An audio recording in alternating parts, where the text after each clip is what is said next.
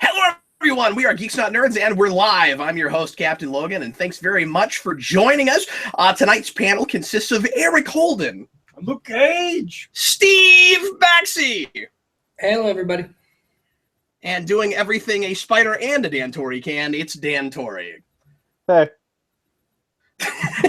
What can Dan Torrey do? Wave his arm and say hey. And some weeks have nothing to contribute. Oh, then I can also do everything a Dan Torrey can do. Yeah, but you can't do it in the style of Dan Torrey. Only Dan Torrey has Dan's style. That's pretty good, though. That's a pretty good Dan Torrey impression, if that's the only thing you've ever seen Dan Torrey ever do. Anyway, thanks for joining us, folks. If you're watching live, thanks for watching after the fact, of course, if you're doing that as well. For the next half an hour or so, we're going to chat a topic for you, and then right after that, we will do some rants and Geekiest thing we did this week, and we will round out the show with an open forum where for 10 or 15 minutes, those of you watching live will be able to give us suggestions, topics, and questions about anything going on in pop culture right now or anything else related to superheroes, comics, science fiction, and that sort of thing, and we will chat about whatever interests you.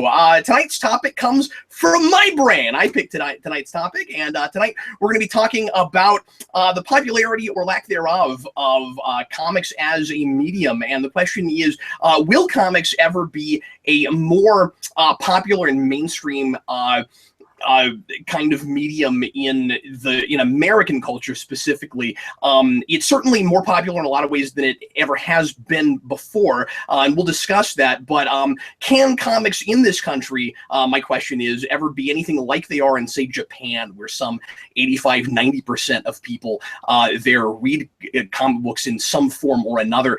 Can they rival other big major mainstream mediums as a place for the mainstream to go and consume their entertainment? That's tonight's topic, and and then added to that is, of course, the question of if that could happen, how would that be done? And I want to start tonight with Steve Baxi, who has certainly done a lot of research into the medium itself and the differences between it and other forms of entertainment mediums and what it has to offer that others don't.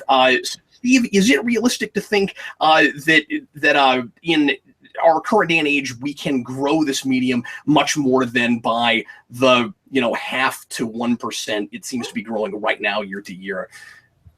I think we can. I don't see in our lifetime getting to a place like Japan where the art of comics is in every aspect of their culture. Mostly because I think Japan and manga and the way that was used in their culture and stuff, like, they had a very different beginning for it. It started around the same time as film and television for them, and so like that growth is much more natural and much quicker for them. I don't think we'll get there, but I think we're certainly going to get comics to become more and more popular, at least within our lifetime, so that it at least rivals something like television. Mostly because I think the way we're crafting media these days with movies and with television, even if they don't realize it, they're deriving very, very heavily from how comics function. A lot of the movies we see now, a lot of the plots that we do, a lot of them are really strange, over the top, comic booky plots. A lot of like the best political parody and stuff is done with comics. The whole concept of meme humor is everyone reading a comic. And so I think it's very possible for comics to get much more popular. And I think it's almost structurally necessary, because the more we start adapting comics, the quicker and quicker we realize there were things in comics you just can't do anywhere else. I was thinking earlier today about like how I would make a Suicide Squad TV show, and I would want to end it the same way the original 66th issue ended. And you can't do that on television. The way those final 4 panels break down, it's literally impossible to do that on television without just like fading into black or something. It wouldn't be the same thing. So yeah, I think it's possible. I think it's all a matter of both marketing them better and also just structurally realizing that the way comics function just makes it so much easier to tell stories, and much easier to take massive risks than with movies and television and stuff. And the more people in charge of entertainment realize that, the quicker they're going to start funneling into comics more than they already have.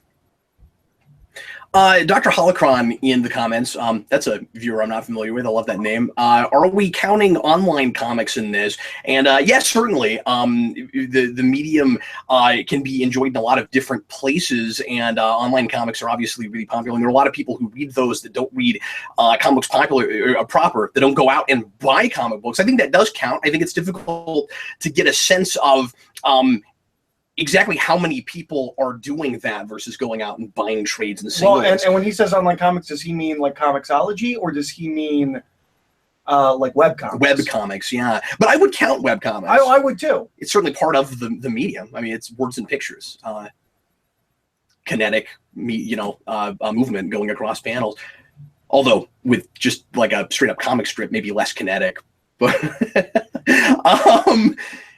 this is a really curious thing, because there's of course a big difference between something being popular and something being more accepted. And I think comics are certainly much more accepted than they ever have been. You're much less likely than you were when I was a kid to get made fun of or beaten up for reading a comic book. And I think a lot of people are aware of comics' importance in, as Steve was suggesting, bringing a lot of ideas to screen right now. But that doesn't mean that they would ever sit down and read one. I think we have created a lot of superhero fans that would never ever be interested in sitting down and reading something that Tim Lyons once referred to as a glorified storyboard. And I think a lot of people are always going to feel that way. I think comics has a weakness that no other medium seems to have. Yeah. Which is, I've met people, I know you've met people who like can't track the panels. I've never heard someone watch a TV show or a film or read a book and be like, well, I just can't track from sentence to sentence what's happening. And there are people that seem to not like or not be built to process comics. I think that can be somewhat analogous, though it's not exactly the same thing, to somebody not appreciating the way another medium that they're not familiar with and didn't grow up with is paced. So, like, I've known people who didn't grow up, especially people older than me, who didn't grow up really reading or really watching much television or going to movies, who prefer to read books for their entertainment, and they think that things tend to be like too kind of quick cut and for shorter attention spans. And I know a lot of people who have tried to read comics that don't like the pacing because it's all up to them and they can't handle that. So it's a little analogous to that, but you're right, nothing else has that problem. It's almost, and I've talked about this before, it's almost like having too much freedom in a way. Mm-hmm. But that becomes a problem with just anything that is read in general, where you're used to something else like creating the pacing for you. And I think, Steve, you're a little bit more optimistic than I am about this, I think, because I think reading is a big question. Just getting people to that don't like to read in general to sit down and look at comic books. Yeah, well, I mean, I think it almost becomes a generational thing. Where like, Mm-hmm. I don't know anyone my age that doesn't, to some capacity, read comics. Oh, really? Everyone my age grew up on that Tanami manga boom and that anime boom. So like everyone was following Naruto, everyone was following Bleach, everyone was following One Piece. That's true. I know very few people that don't read manga. It's on some really? level. Yeah. Wow. Yeah, So, I mean, I think I'm more optimistic in the sense that like 10 years down the line, there are going to be kids in high school and college that have very natural instincts on how to read comics and manga and stuff, just because everyone's been doing it for like the past 10 years. I'm really surprised to hear you guys say that. Yeah, and I mean, I agree. don't have It's difficult and it's different because of like the way paneling and word balloons and stuff. It's not part of the dominant culture, but it's not part of the dominant culture yet. Like the way, like if you watch the Legion, the way they structure that show, it's insane. It is one of the most confusing things I have ever seen. The fact that they're able to do that on television and get away with it, I think says a lot about what people are willing to accept and how straightforward they actually need their stories to be. But I don't know that means that there's a correlation where people would jump over to reading comic books. Like I think people are getting more and more used to that medium affecting the medium they're already looking at.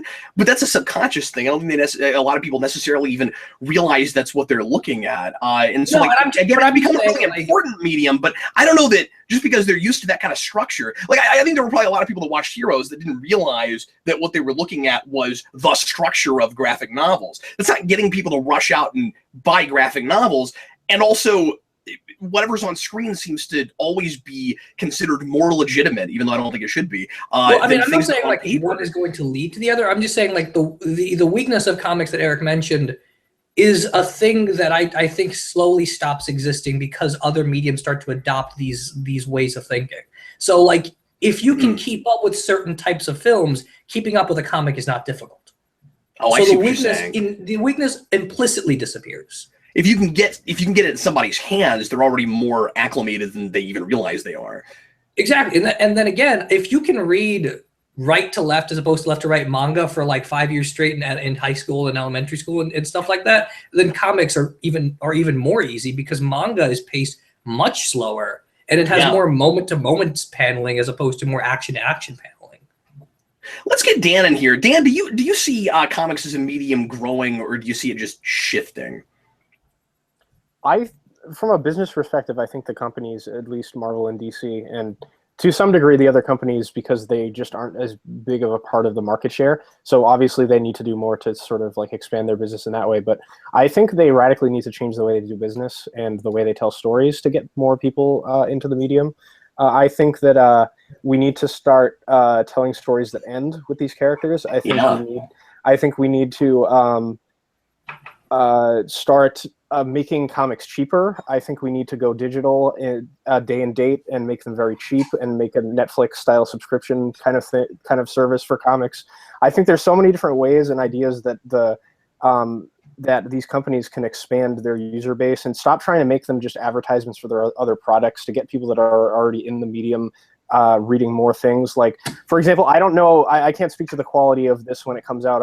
Maybe it'll be great, but I saw the other day announced that Marvel's doing a Baby Groot comic, which seems to me like a desperate attempt to like get people that thought Baby Groot was cute in that one scene in Guardians of the Galaxy to go, buy that comic book and spend $4 more. It seems like a move to just appeal to people that are already reading the medium rather than trying to get more people. It's trying to get more money out of the same pockets rather than expanding their demographic to more pockets, I think. I think that's the kind of thing we need to do. Like, only tell a story with these characters if there's someone that high creative quality that wants to tell a great story with them. As much as I love comic book stores, I think they eventually need to be phased out too and make this more of a medium that's accessible everywhere you go, like film and television shows are.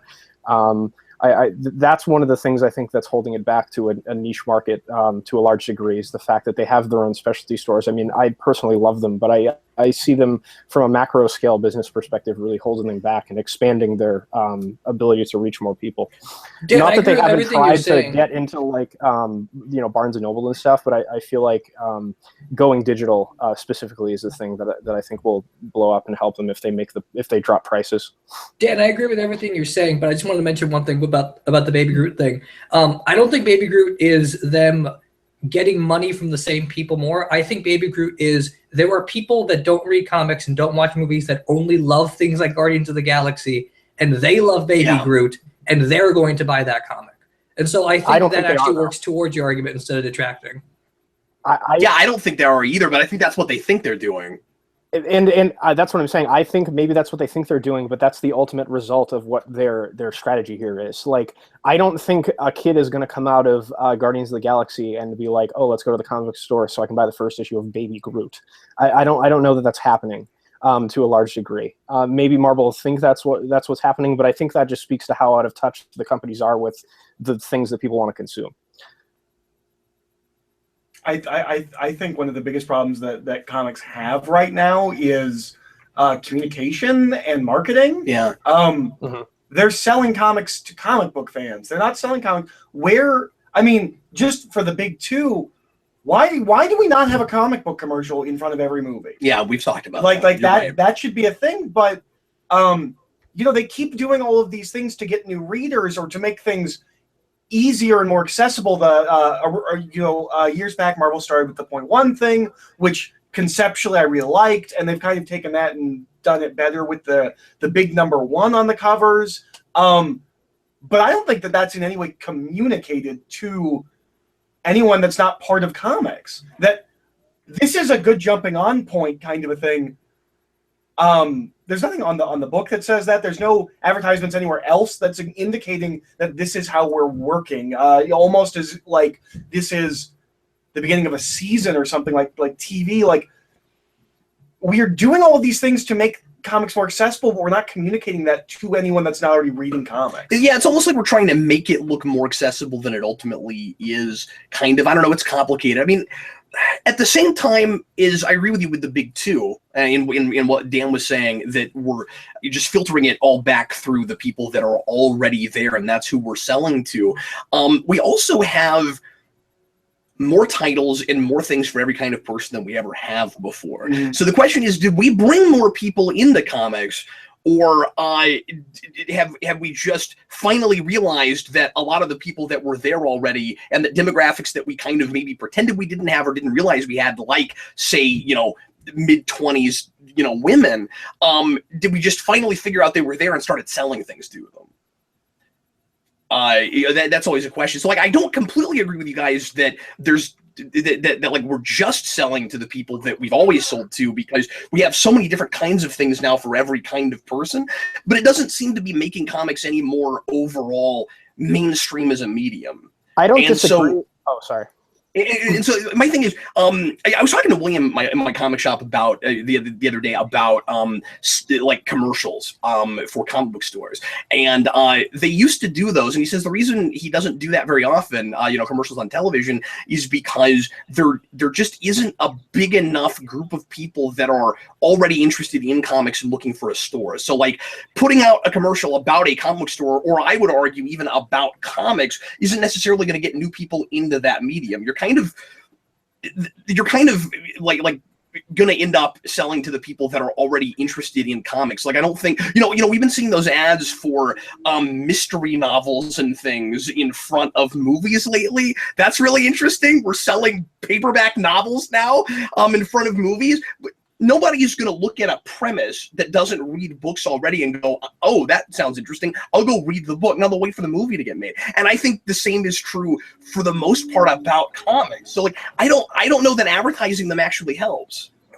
And now, that being said, I just don't know. Your point about the thing about, like, the different sorts of stories and stuff for people, I don't disagree with you. Yes. There's a large variety of things out there for people, but if you look at the way these things sell, like, the stuff that Image publishes is still a niche within the niche market that is comics. So that's because there's so many different things vying for people's attention now. Potentially, yeah, but, like, think about the kinds of movies that are vying for people's attention and the amount of TV shows that vie for people's attention. These mediums are astronomically more successsul. That's right. I think. Yeah. I think that because the market is so niche, that's the only reason why people aren't coming into it. It's sort of a catch-22 where the market is perceived as so niche and so closed off that a lot of people are intimidated by it, I think. And I think that's the reason why we have to constantly at least pretending like we're rebooting the two big superhero universes, like, even though they continue some of the continuous things to try to get new people to come in.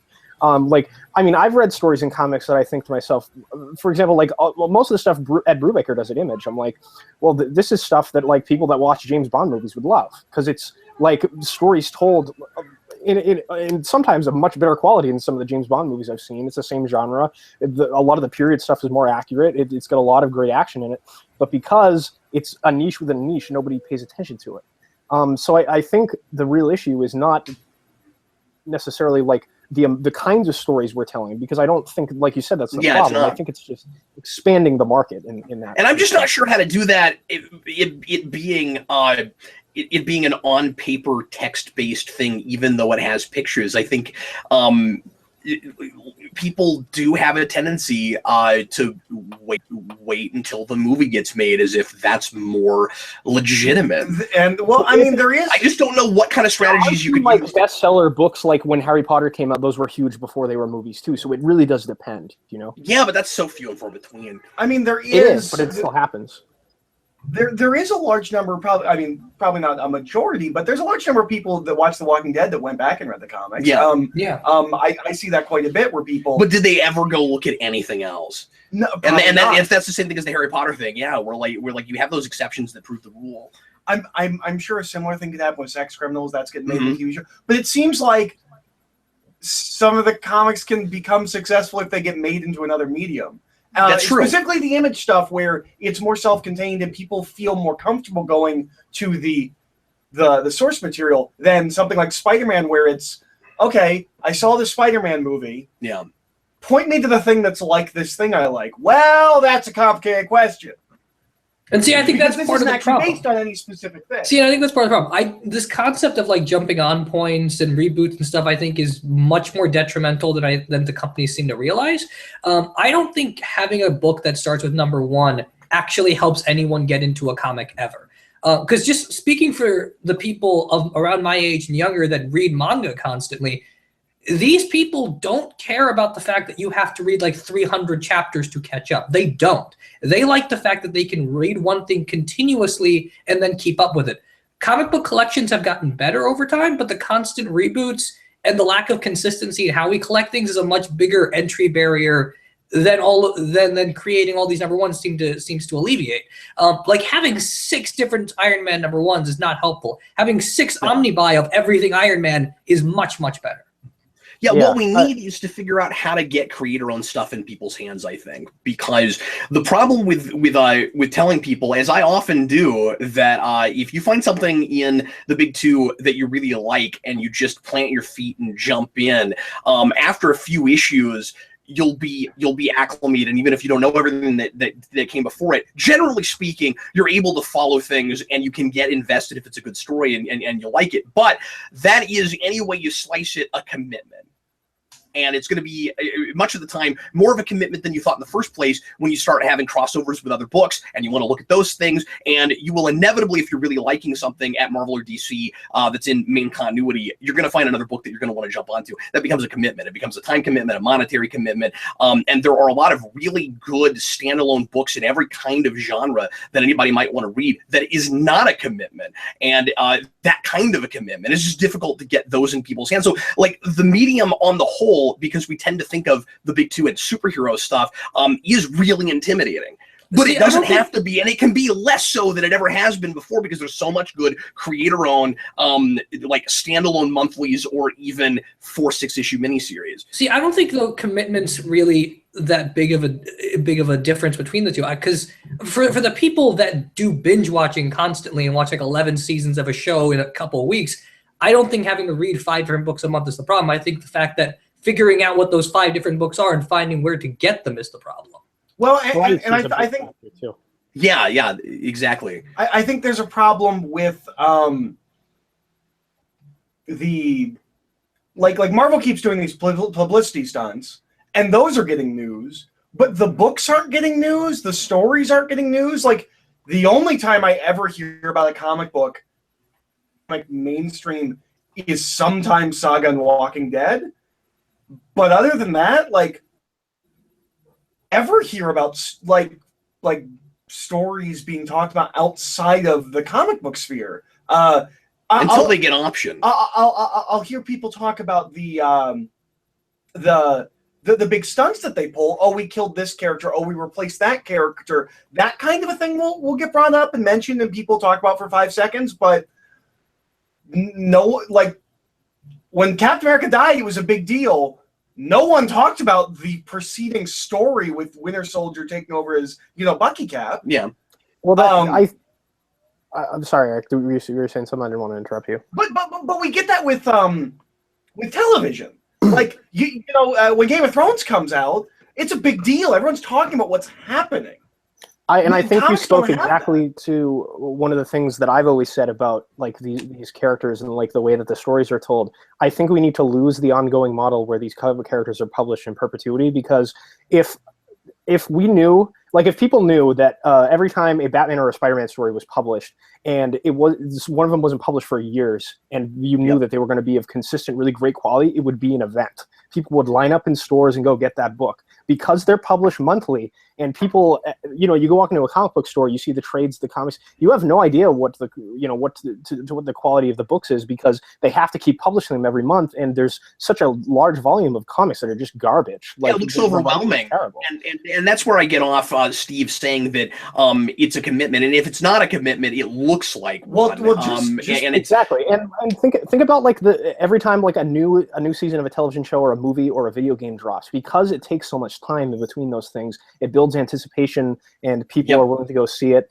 And like Steve made that point about like people like to binge watch television shows, but like you pay $15 for a Netflix subscription, you get access to everything.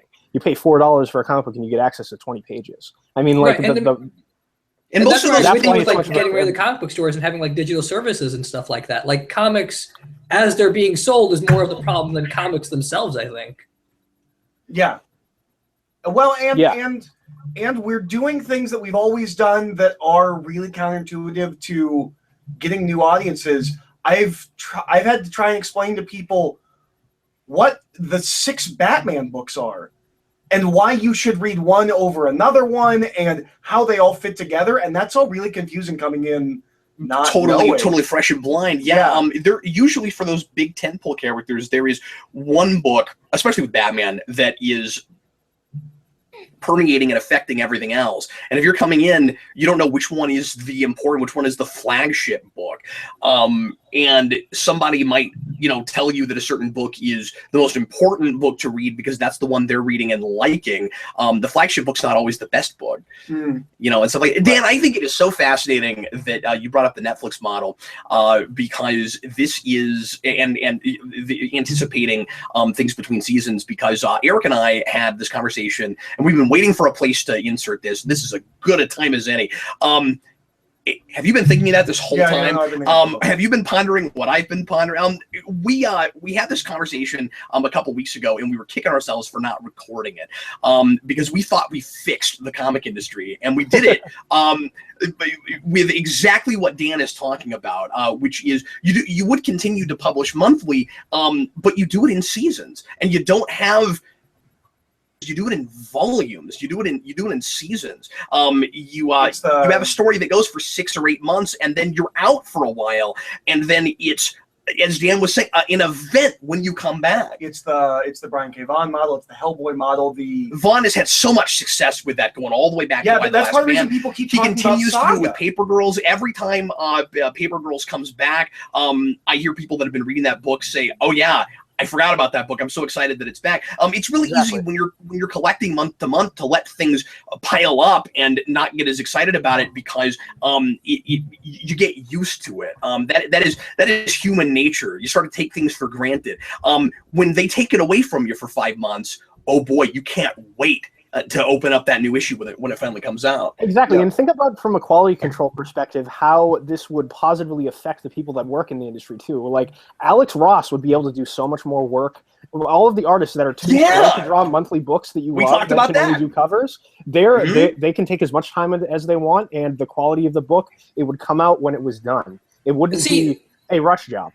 Because they wouldn't. The artist thing is a big thing. The artist thing is a really big thing, because the people that I talk to that prefer manga over comics, 90% of the time their argument is, well, the covers look nice, but month to month the books don't ever look that good. And with manga, it's usually always the same artist, so the book has consistent quality from beginning to end.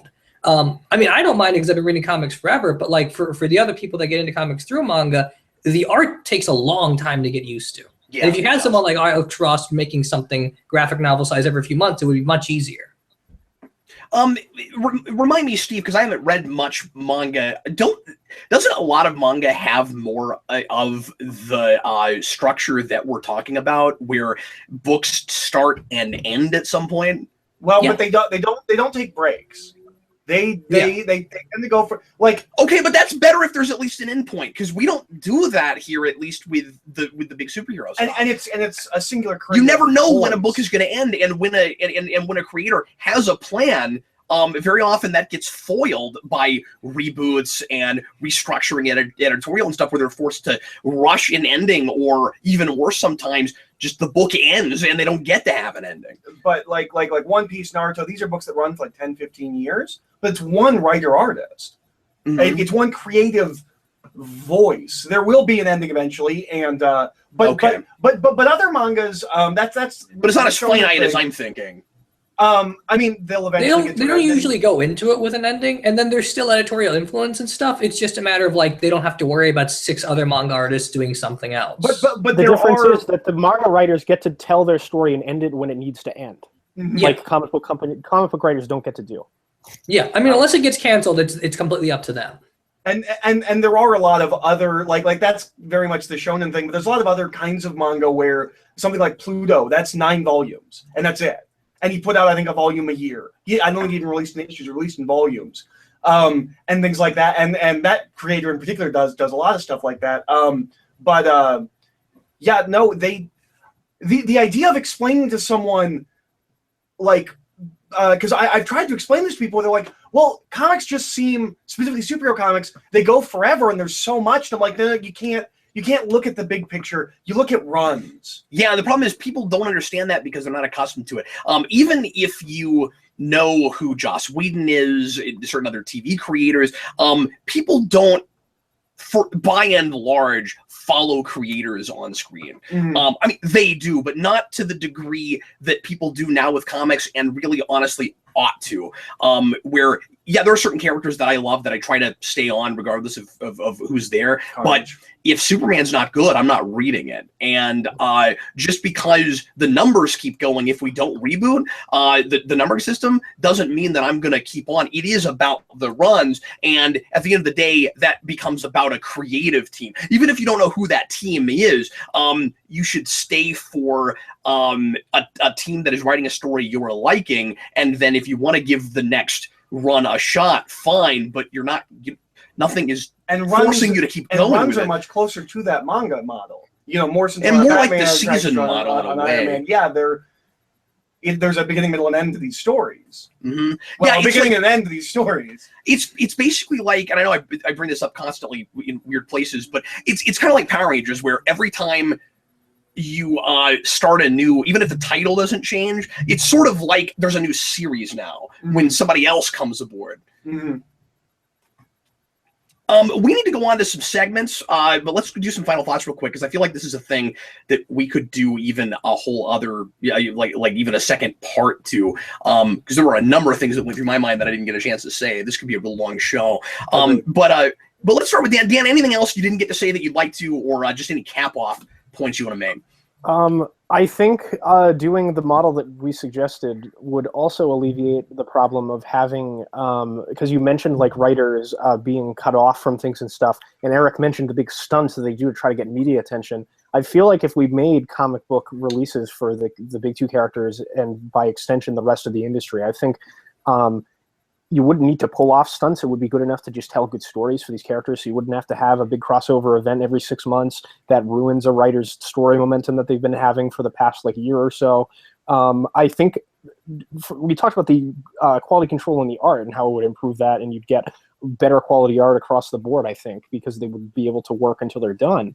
To a reasonable degree. I mean, obviously there'd be contractual things, and if you took 5 years to draw a book, Marvel might be like, all right, you're gonna go do something else, But I think I think about Peter David's run on Hulk, like that's the best run on Hulk of all time, and you get to the end of it, and you're like, well, like he didn't get to do what he wanted, and it's really disappointing because you don't get closure to even what the writer's vision for the ending of that story within a giant continuity was. I think the writing would also improve. So. I don't know. That's just the way I see it. I think that's the way to improve things, because I don't know, just up the quality and get rid of the fat. I think out of the market that is so niche that we have here. Well, and there needs to be more quality control over quantity. I mean, how many books is Marvel publishing? Agreed. I think they'd do better if they cut their books in half and just had better books. Agreed. Yeah. Gotten away from quality over quantity systems since the original Marvel Now, which I think really had that. The last thing I want to, yeah, go ahead. Oh, sorry. I was just going to mention, just real quick, I agree with you 100%, Eric. Brian Michael Bendis is one of my favorite writers working, but I feel like he gets stretched so thin because he has to write 84 books for Marvel that some of his stuff it gets kind of plotting and boring. Put that guy in one book, I think he'd kill it. It'd be amazing. The last thing I want to say is the more we're talking about this TV model, the more I think that could be the ticket, see, in getting more people interested in comics. What if you, as we're suggesting, just took everything about how television is marketed and applied that to comics? Somebody was talking about going to Barnes and Noble and being overwhelmed by all the titles on the shelf for big two superhero stuff. There's nothing indicating what order you're supposed to read things in. When you look at runs following other runs following other runs, if we did everything just like television, season model, you even number them that way. It doesn't even matter what the runs are, how long they are, what the creative teams are. If everything was Daredevil season 4, Spider-Man season 5, like you'd know what order to look at things in. Mm-hmm. And I mean, like that might make people think they're supposed to look at everything, but like I really think that because they're both serialized things that come out at a particular clip, your TV weekly, this monthly, and Netflix, like all at the same time. I think that if you apply the way we sell television to comics, it might be easier to sell it to people that have never tried it before, where they might think, oh, it's like a TV show, except you sit down and read it. People might be more likely to do that just because they're familiar with those models. Steve, what are your final thoughts? Yeah, I agree with everything you guys are saying. I think part of the problem we have with comics as opposed to manga, because that's my big comparison for this, is just we have characters that are bigger than the writers. And so something like Batman means far more than the person that's writing Batman, which is interesting and important culturally, but also pretty damaging. So if we did the model we were suggesting, I think part of what you'd have to do is you get a person to write Batman, but you commit them that if you write Batman, you have to write it for like 40 issues. Or something like that, where like it almost becomes a showrunner thing. Like you design a beginning, middle, and end, and that's how you get this job. Because the run aspect is ultimately the only way people get into comics successfully, and it's the biggest way manga succeeds. If someone else wanted to write a Dragon Ball Z manga without Akira Toriyama's approval, it's not going to happen. If someone wants to write like 4 Batman ongoings at the same time, they can do that now, and it doesn't make any sense, and it makes things far more confusing than they have to be. Cluster it together, have like maybe volume releases, make back issues collected in a much more cohesive way with like more standardization. The Walking Dead compendiums of like 50 issues, publish stuff like that constantly.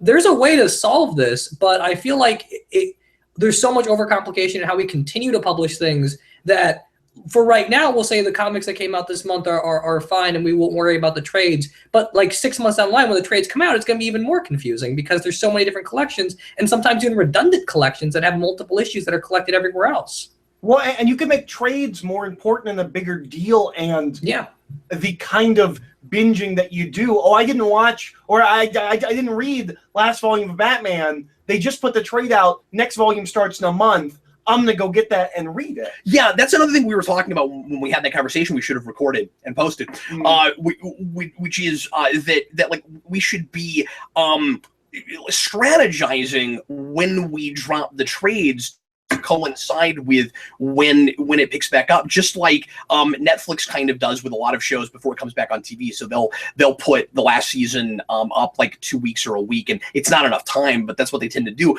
We should be doing something like that with comics, where we lay out for a few months and then we put the trade out, and then right after that we put out we put out the next volume or season or whatever you want to call it. DC is notorious right now for having trades 6 months to a year out from when they ought to be released. And so like, so like they could fix like how much they're selling with both singles and trades if they would just coordinate that. Marvel's better about it, but but Marvel also does the like triple dip release where it's like, well, we put it out in hardcover and then we put it out in softcover and then we put it out in another hardcover that's the first 2 collections and they look nicer and they've got special features. So if you really want to read our comics, you have to wait like 2 years for that collection to come out. And And then when the run's over, we'll do the ultimate collections that is like everything in 3 volumes. You know. Yeah. Oh, and the second the run finishes, if it's critically acclaimed at all, we're gonna put it into an omnibus.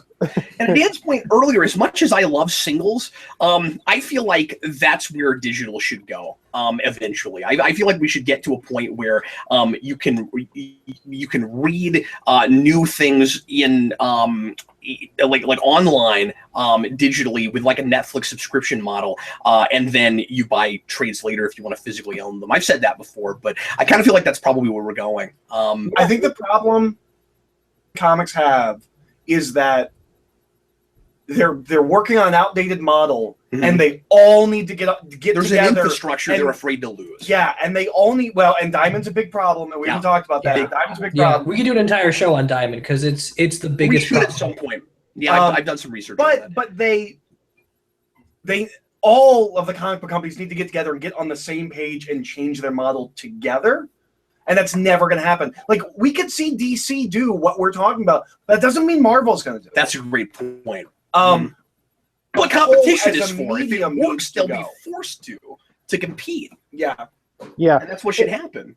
To your point, Cap, I think it's so unfortunate that everyone has a device in their pocket that's capable of reading digital comics, but because the readers are so terrible and Marvel and DC's prices are so high, nobody does that. Like, think about like the people that commute every day for like on a train, the subway, or whatever. A single issue comic is a perfect thing to read while you're on the subway for like 15, 20 minutes. You can finish one in that amount of time. It's the perfect way to pass your time. But I don't know. I feel like if they spruced up their digital offerings, that could be a big thing for people. Well, and I would Diamond's a imagine in big part of Japan, that. get it. like, We have to get it cheaper. I don't think the reader is necessarily a problem because Comixologies is really good.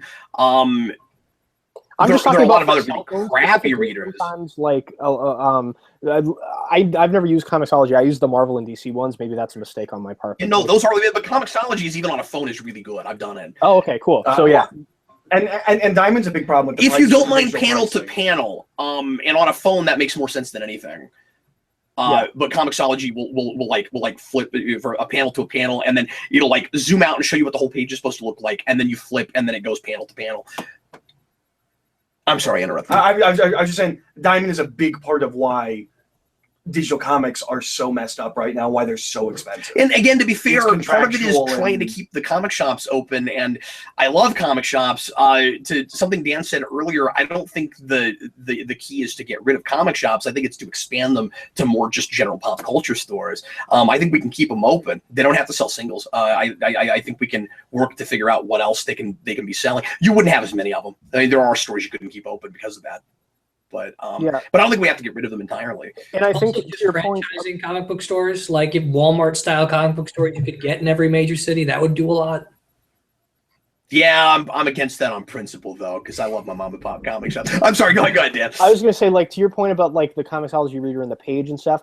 I think if we were eventually to go all digital, I think it would be very smart of them to do what Marvel did with some of their stuff. Like, there was a short period there where they did exclusively digital first stuff, where the comics were specifically designed to be read on a digital reader. Oh, yeah, the first, Marvel and then Infinity stuff. Yeah, Yes, no, other things. I Disney think and DC did it too with Batman Beyond and a bunch of other stuff. Smallville. Yeah, I think if we Smallville. design comics that are supposed to be read that way, the experience would be much more pleasant too. So that would be a good. Steve, do you remember when we reviewed the original, the first Batman 66 comic, and it was specifically for digital, and we just ranted and raved about how much thought was put into making it a digital comic. That was a we just randomly found it online and read it together at the same time, then reviewed it that night. And it was a really fun experience, and specifically on digital, the way it popped with the panels and stuff. And that's the big thing with digital, is just that paneling is much different, and it would alter how we write comics. Also, we I read think all the dialogue out loud, and I got to be analyzed, and that was Fun. It was a good night. That could potentially even alleviate the problem that we were talking about earlier about people not being able to follow panels. exactly. That problem solved. Yeah, and you're like teaching them how to do that, so when they flip open a trade, it's just second nature now. We've got to move on, guys. This has been a spectacular conversation. Thank you, guys. Let's go ahead and go on now to rants if anybody has them. Who's going to rant? Who would like to start? anybody want to complain about. So go ahead, Eric. I got a rant. Yeah, Okay. sure. So mine is about pronunciation anxiety, or I guess that's what I'm going to call it. This is across the board thing, and this is about specifically not common words. I hate when someone pronounces something different than you, and you're not sure when you're having a conversation if you should pronounce it the way they pronounce it so that you don't seem like a jerk, or if because if the word must be said again and you say it a different way, you sound like you're correcting them. I had this the other day with my boss. He brought up a game called that I refer to as Secret of Mana, and he calls it Secret of Mana. Just a slightly different pronunciation, but like I had a moment where I'm like, do I say it the way I always say it, or do I say it the way he said it? Constantine's a big one, obviously. I had a conversation with someone at work where they said Constantine, and I said Constantine, and they're like, it's Constantine. I was like, no, it's not. I considered changing my pronunciation of Razagul to Reshagul, because that is the correct way to pronounce it. But I also don't want to get into conversations with people where like I sound like a jerk correcting them. I mean, it happens to me too, where like people say words differently than I say them, vicious words differently than I say them, and it's like are they correcting me? And then conversations get interrupted, and it becomes about that, and not about what you were trying to talk about. Yeah, I don't have a solution. I just have a rant. I'm just a question. That does make communication really awkward. Because there are times where you'll need to say that the word they said to stay in the conversation, and if you pronounce it differently, it sounds like you're saying in as polite a way as possible. No, that's not how you say that. And I've got one now, and one of the big things is once something gets adapted, that becomes the standard. So even though for decades it was Reshagul, because Begin said Raz, we all say Raz. Yeah. And Arrow says both, and probably 3 or 4 other different ways. The Mystical City in Iron Fist, I have always pronounced Kunlun. Yeah. Because of the way it's spelled, the U's wouldn't be pronounced the same way. So it reads to me as Kunlun. It's Kunlun in the new show. Oh boy, really? Yes, I know everyone's going to be saying Kunlun, and I have to figure out whether I'm going to say Kunlun or if I'm going to keep saying Kunlun. That sounds like it should be like a British city in like sounds like it should be in the UK somewhere. Like, oh yeah, I live in Kunlun. Older comics fans talking about pronouncing it Magneto. Yeah, it's not a magnet; it's a magnet. It's Magneto. And I think that's been beaten out of which everyone. Which is weird because a Magneto is a thing, and so that's weird. But but anyway, it's just a thing that annoys me. It just creates uncomfortable social awkwardness. Anybody else have a rant before I do mine real quick? I have a very dumb one from a very old problem. I love dumb old things. Go ahead. Okay, so Netflix, as it progresses, always just gets more irritating for me. I just hate their constant format shifts. It feels like they get worse every time. But one of the things I really hate that it does when I'm binge watching a show is it skips the intro involuntarily. And that's really irritating. Yeah, we've been talking about that. It's really, really irritating because sometimes, like with older shows with different seasons, they change the intros and stuff. I like seeing that. I don't want to like sit there, make it load, it skips ahead, and I have to pause it and then go back again and wait for it to load again. It's really irritating. That's it.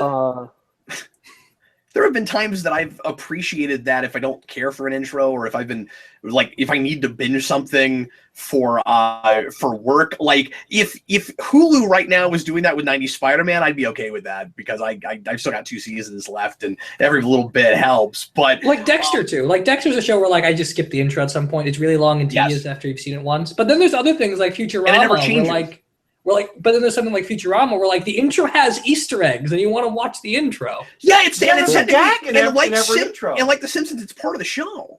Yeah. Like the gags are different because of the episode you're watching sometimes. Yeah.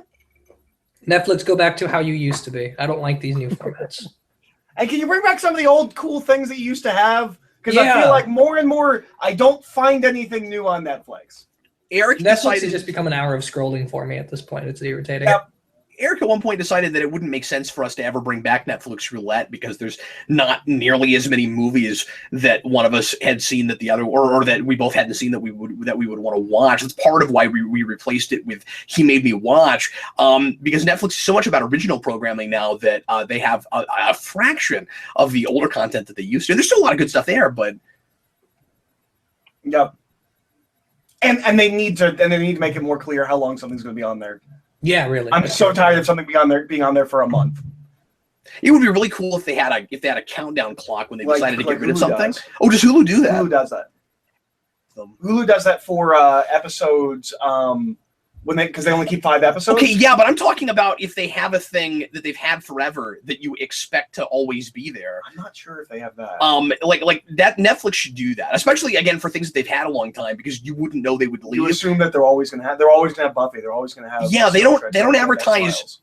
They'll advertise things that are coming or that just got there. They won't advertise that things are leaving. And I really wish they advertise isn't the right word, but I wish they would tell you that as a courtesy. Like Steve, when they got rid of 24, it would have been really nice if there was a countdown clock. Oh my God, that'd be fantastic. That would be fantastic. Here's how long you have. Oh, you're already past the point where you could watch every season in real time.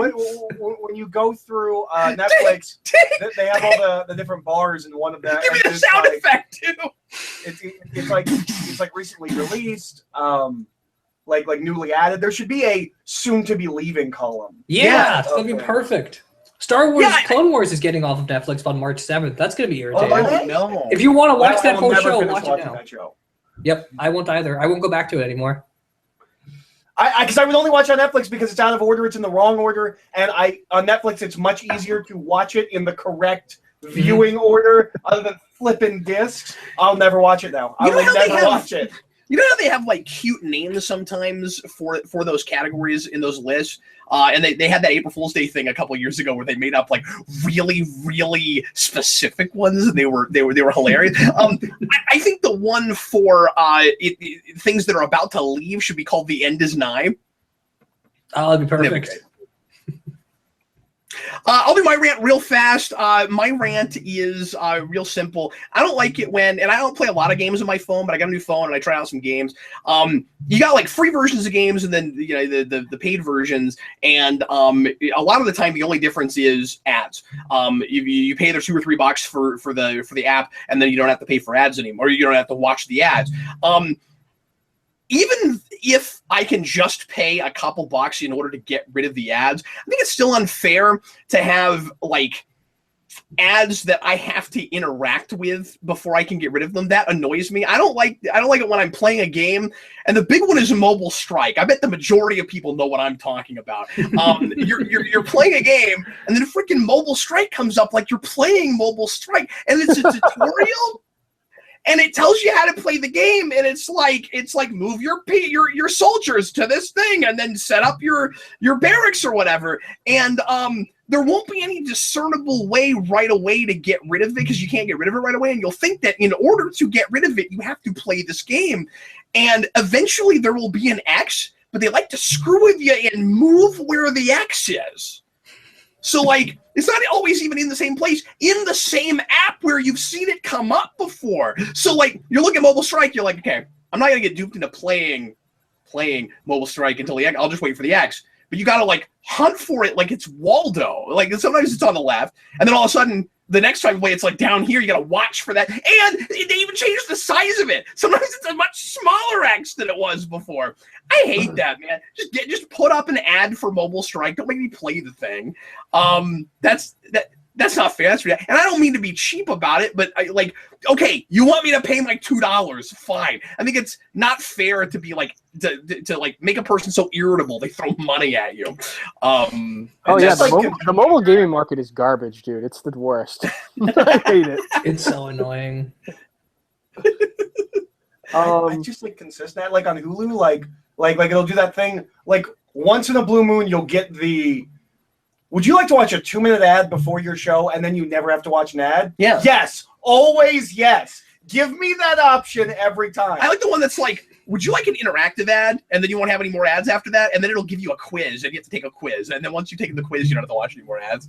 But what are the ones where it's like, all right, you're going to watch a Hyundai commercial. Would you like to watch the one about eye contact, about basketball, or about ice skating? And it's like, I don't care. Yeah, and I like this too. I like this too. Which ad is most relevant to you? Like, I'm gonna pick an ad based on like what I want to maybe go out and buy. You know what? Tacos are delicious. I'm picking the taco commercials. It's never the commercials that like I would choose. Like it's never like oh hey, you want to watch a Cookie Crisp ad? I'm like, yeah, sure, I'll watch Cookie Crisp. Sure. It's never that.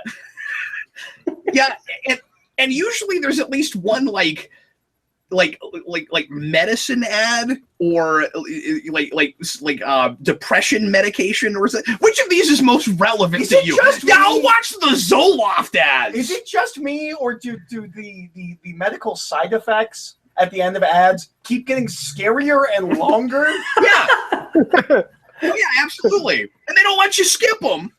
Yeah, go to your show. Like they're selling me on this thing. I'm like, that sounds real good. Like maybe I should get that. And it's like, by the way, your stomach may open up and an alien may burst out. Like, oh no, I guess I won't be attempting. May cause you to spontaneously, combust, but at least you'll be able to eat grapes when you usually have a grape allergy. It may instantly add 30 years to your skin.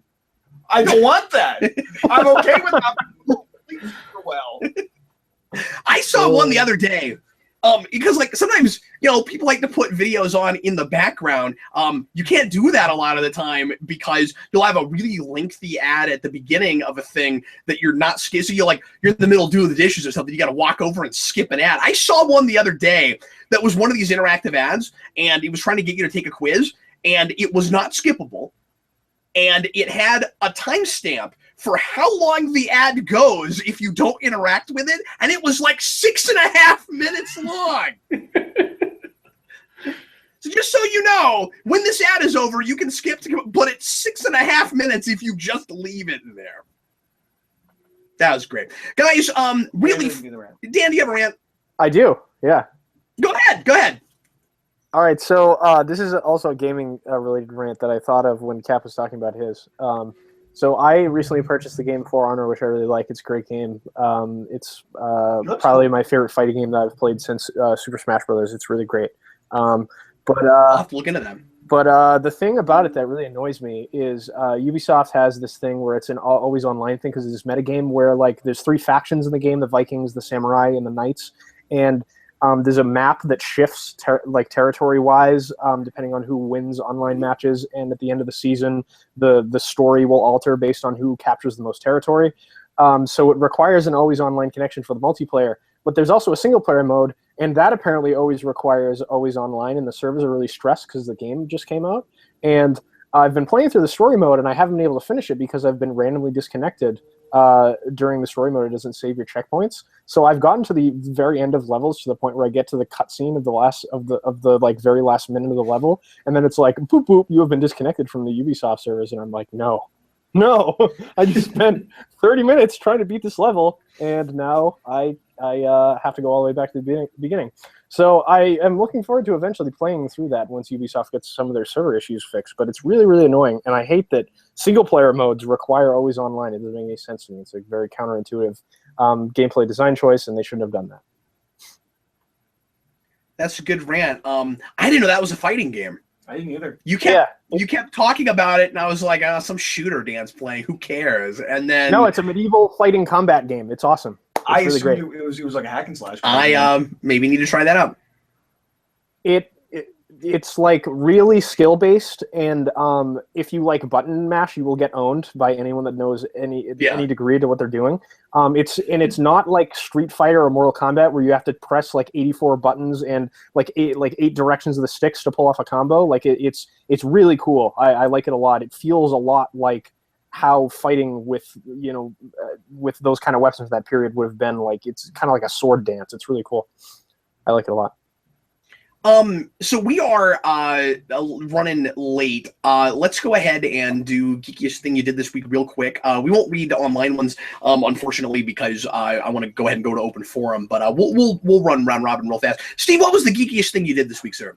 Well, this is really nerdy. Today, my friend was talking about how he wants to read more about American pragmatism and phenomenology. So I actually sat there and made him 2 syllabi with a reading list for him to sit down and read as if I am teaching a class on it. Steve, don't pretend like you don't get up in the morning and make a syllabus. Okay. I mean, I have thousands and thousands of sticky notes, so probably. See, you're acting like this is unusual. I don't think that's the geekiest thing you did. I think you do that regularly. I enjoy doing that. I enjoy that. know that about you. Someone's like, hey, I want to get into literary theory. What should I read? Okay, give me 2 hours. I will give you everything you could ever possibly need. I wish I was that organized with anything, even stuff I know about. So it's like, hey, Gap, what should I read? Well, hold on, let me do some research that you could also be doing. Dan, what is the geekiest thing you did this week, sir? I guess the only real geeky thing I did this week, because I started working full time, so I haven't a lot of time to do as many geeky things as I usually would. But I bought For Honor, and I spent a decent amount of time thinking about which faction to play as. I was stuck between the Knights and the Samurai, and I chose the Samurai because they're slightly cooler than Knights. But it was a very tough choice because I was like, man, like the Samurai classes look much harder to play because it's more like finesse based, and the Knights are a little bit more in between. The Vikings are kind of like brute force. Like all of the 4 classes in each of the factions play very differently. So I was like, I don't want to be stuck playing for the faction I don't like playing the characters of, but I ended up really liking the Samurai character that I chose to main, and I'm doing pretty good with him. So I spent about 15 minutes at the screen thinking, what faction do I choose here? This is a tough decision. I wish you'd been doing a gameplay video so bad. I could have. I have a capture card, so. And we had just those 15 minutes, and the video is called Dan Torrey Chooses a Faction. Yeah. Eric, what was the geekiest thing you did this week? I don't have anything big. I got sick, and I started binge watching. I started binge watching Community for the 3rd time. This will be my 3rd time through it. So, we should talk about that. I love Community. Eric keeps telling me I might actually like that show. I'm real picky with comedies, but I'm going to try it. If I watch it and like it, we can do a video. That'd be cool. Okay. It should have ended 2 seasons early, but it's really good. I like the last 2 seasons. All right. My last watch through, I skipped the gas leak year. I'm undecided on whether I'm going to do that this time or not. I don't hate the gas leak year. I don't like parts of season 6, and I don't like parts of season 5. The first half of season 5, I think, is one of their strongest. The second half isn't as strong, but the first half of season 5, like every episode, like it would drop, and then I would have friends that were like, "You have to watch this episode." Like it's so good. Like every episode for that first half. They had a really good finale, though. I really liked their last episode. Their finale's phenomenal, and that last season I only watched the once right when it came out, so I'll be interested to see what I think of it going back to it because I liked it well enough. I gotta rewatch that now. I'm rewatching Parks and Rec, so I'll do it afterwards. Geekiest thing I did this week, Vince introduced me to a new, I don't know how new it is, but it's new to, if you haven't seen it, it's new to you. To Citizen Kane? Yeah. That'd be new to me. No, I've seen Citizen Kane. I should put that in my Make You Watch list so that I can be like, ha! I've seen an important film that you've not seen! But I can make you watch it because that's the show. Anyway, Vince took me to a bar/arcade. There are like 4 of these in this area. Cool. It's nuts. I'm surprised by how many are popping up everywhere. I'm thinking about making some phone calls and maybe making that, if people will talk to me, my next documentary. I think that could be really interesting. Do a documentary on those places. On the barcades? Yeah, on the barcades. But anyway, so this one is closer to me than the other ones have been. So I've been there twice already. I went the other night by myself because Eric and Sarah were both sticks in the mud and went to bed early, and I didn't have anybody to hang out with. So I went out there by myself. But the geekiest thing about it was probably it's this place in town by the mall in Overland Park called T3, and about their naming their place after one of the not good Terminator movies. But probably the geekiest thing about it was that I ordered tater tots that are shaped like Tetris pieces. That's awesome. That's pretty geeky. But that was a lot of fun, and they let They're kids... real sparse on the line pieces. Yeah, there's no line piece. Yeah, there were no line pieces. But they let kids there before 9, and I was able to take Jason, and we had a lot of fun. And I think Jason was really enjoying it because there were no kids there, and it was an adult place, and it made him feel real grown up. So that was a lot of fun. Let's go ahead now and go to open forum for the next 10 or 15 minutes. We're going to talk about anything you folks would like us to. Every time I do this, I'm kind of pointing to my co-hosts, Dan and Steve. You guys actually have no say at all in what we're talking about. But you guys in the comments, whatever you'd like us to talk about, like I said, ask us questions about things that are going on right now, anything you're curious about, channel stuff, comics, superheroes, whatever you want to ask us about, and we will there's some questions. Joel Davis, my question for Cap is, will he now in all caps, watch all of Clone Wars before it leaves Netflix, and for research for the inevitable Rogue One commentary? I don't know. I might research. You can watch the one episode that character is in. Is he only in There's one three. episode? It's 3. Oh, 3 wow. episodes. It's 3. It's an arc. Yeah, I don't see that I'm gonna have time. I've got 2 seasons left with Spider-Man animated series. I'm supposed to do a rewind on that. We've got Logan coming out this week. In a perfect world, I would have gotten the Wolverine rewind out before that, but I promised to get this top 10 Spider-Man animated series episode done next. So the Wolverine will be the next thing after that, but it probably can't come out now before that movie comes out. Then after that, I want to do something related to Power Rangers for the Power Rangers release. You also watch Community, and that might, well, that's. I want to say that's on my off time.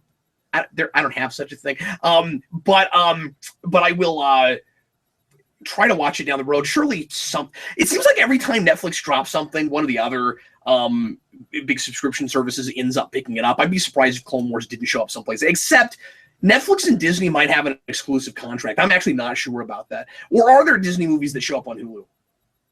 I don't know. I don't think there are, but I'm not sure. I heard they had Rebels. I should finish watching season 2. Oh, they have Rebels? Okay. That's what I heard. And they've not dropped the episodes out?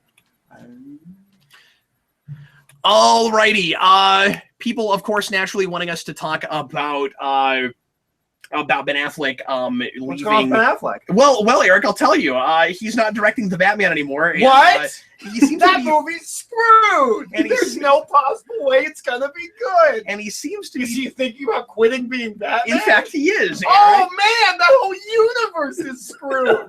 They're just gonna be garbage. A couple of weeks ago, when I had to unfortunately cancel the show, we had intended on doing a half an hour on this subject. And the more we've talked about it, the more we feel like we wouldn't have had really enough to say that we haven't said before to fill a whole half hour without just spinning our wheels. But anything you guys want to say about that right now, feel free to go ahead. I just didn't want to do a whole show on it.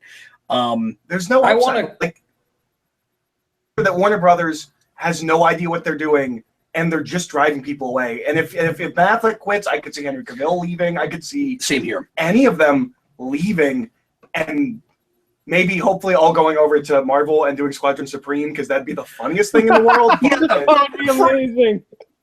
Guys, for a second, there was it looked like a chance that all that was happening was Ben Affleck getting overwhelmed because of all the stuff he's in the middle of and not wanting to No both way. direct and No way. have that costume on, and that he was diplomatic. That's what he said. And I put out a post initially saying, "Oh no, they're in big trouble." I think my exact words were, "Warner Brothers is in a vat of acid," and people were upset with me for saying that because they didn't think that it was that the vat of acid was clear yet, and crystal at this point. And this is not me saying I told you so, because I was hoping that it was all Affleck was saying. But the problem is, the writing was on the wall. The chances that that's all it was, and that it wasn't turmoil behind the scenes, I thought was real low. And he tends to be diplomatic like that. We've lost 3 directors with Flash. And We have nothing slated for next year right now because they don't seem to be able to get things together.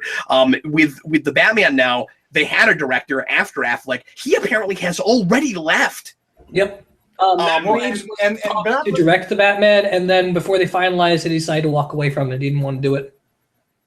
Well, and Ben Affleck's Batman was the one thing they had, even for people like I'll speak for myself. I won't speak for everyone, but for people like me, that was like they're done. Like, this universe is a complete misstep. They need to restart. The one thing that anyone even the people that hated this were looking forward to was, well, at least Ben Affleck's doing a Batman movie, because Ben Affleck knows how to write and direct movies, and it's going to be good.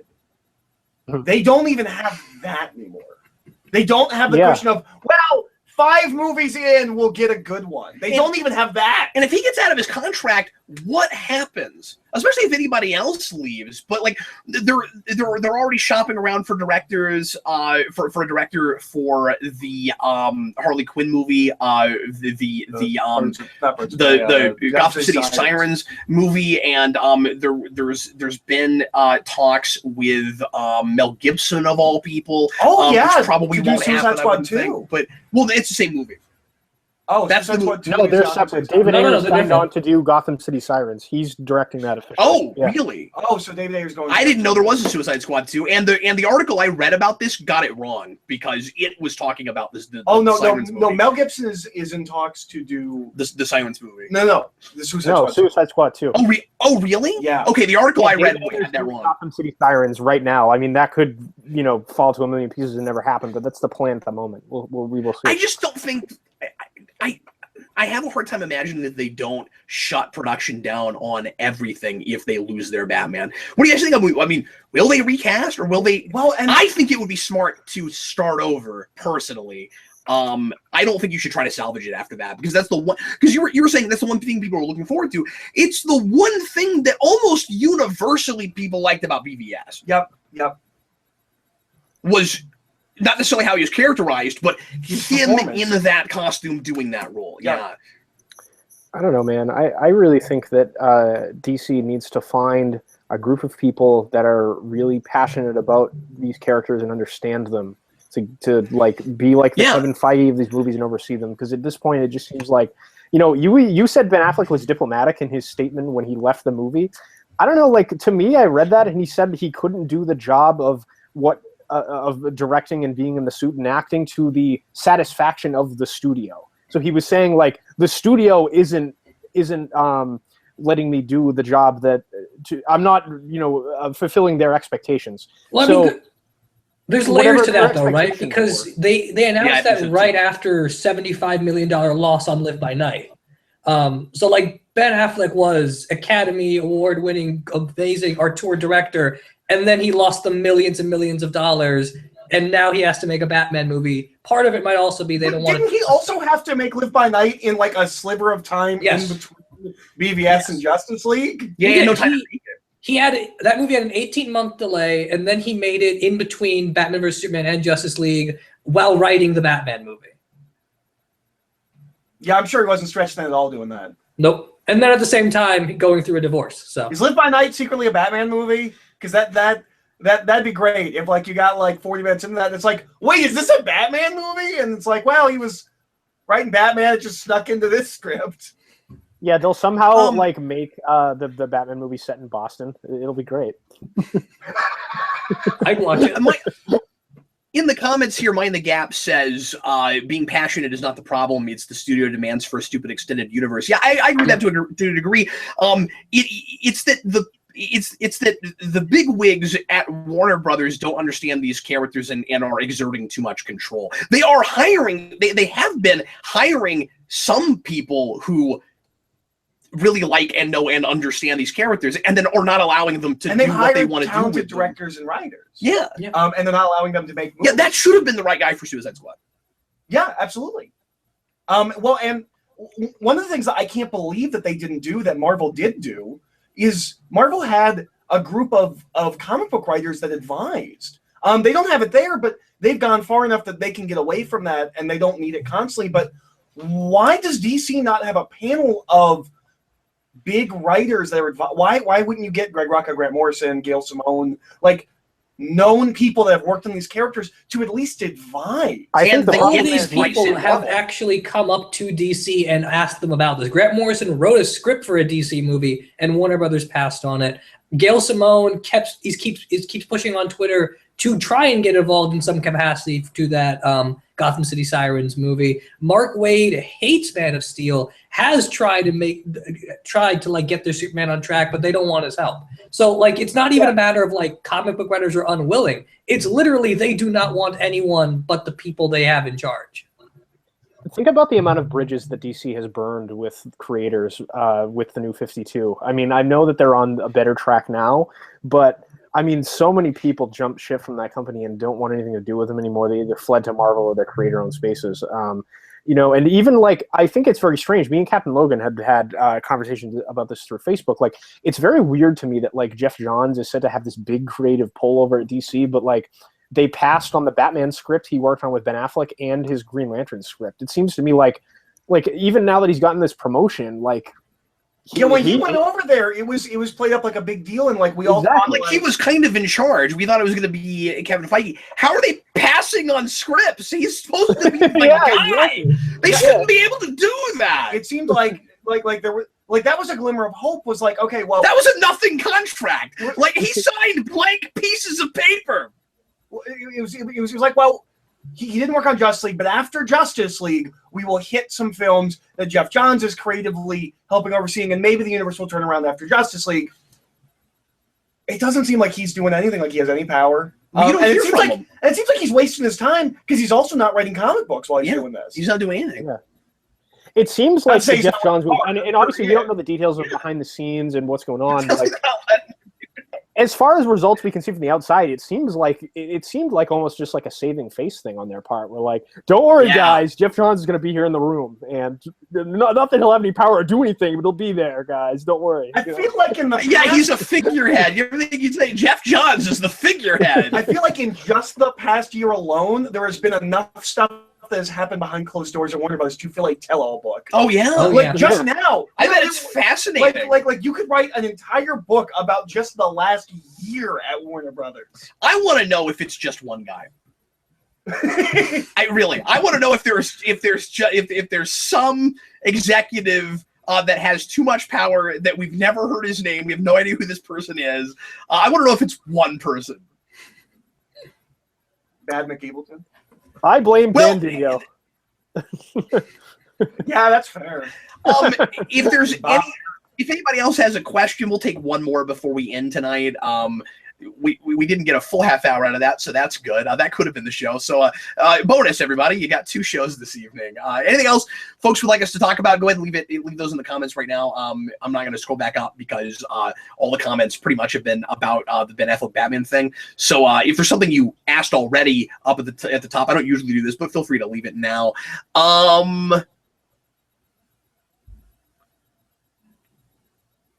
Azim, I like that question, but I'm not even going to bring it up right now because we don't have enough time to talk about it. Suggest that next week for the show, and we will consider at some point doing a full show on that.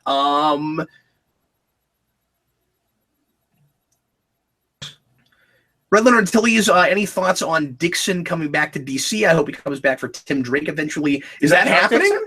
Yeah. So Chuck Dixon and Nolan, the guy that originally created Bane, are coming back and doing a 12-issue maxi series about Bane. Oh, that's awesome! It's amazing, and it's going to be like spinning off right out of the end of I Am Bane from King's Batman. That's super cool. Wow. I can't believe I didn't hear that. I'm really, really excited. That's a big deal. That's a big deal. Yeah. Cool. Okay, I said one. We'll do one more. Kelly Jones, what should be done about the feedback between content creators and consumers that has become toxic with the uprise in social media? Oh, wow, that's another like whole show kind of question. I had to read it out loud because it was long, so it took me a second. Creators should leave Twitter. I think Twitter is cancer, and no one should listen to it. See, I don't think except for mine. My Twitter's real and insightful. I don't think that's true. I don't think Twitter is cancer. I think it's just a matter of like there's a genuine back and forth you need, and we seem to go too much on one extreme over the other. Warner Brothers doesn't listen to anyone. Some creators listen to everyone, and those are both problems.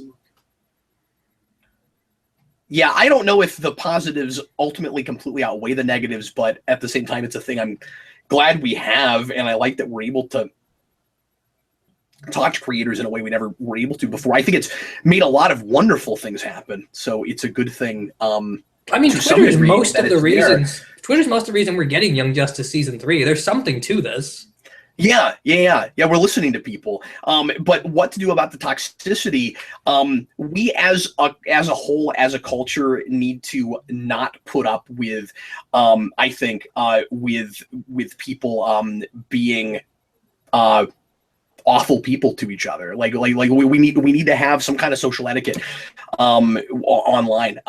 There's behavior we should just collectively not put up with, and we shouldn't handle it by like jumping down people's throats when we don't like what people have to say and stuff. We should ignore them. It should just be clear that you start attacking people and no one's going to take you seriously. I think specifically with comics, that's what I think, and I think I think that with all of Twitter, but that happens with this also. I think specifically with comics, there's a couple of creators. One in particular I will not name, but everyone will know who I'm talking about.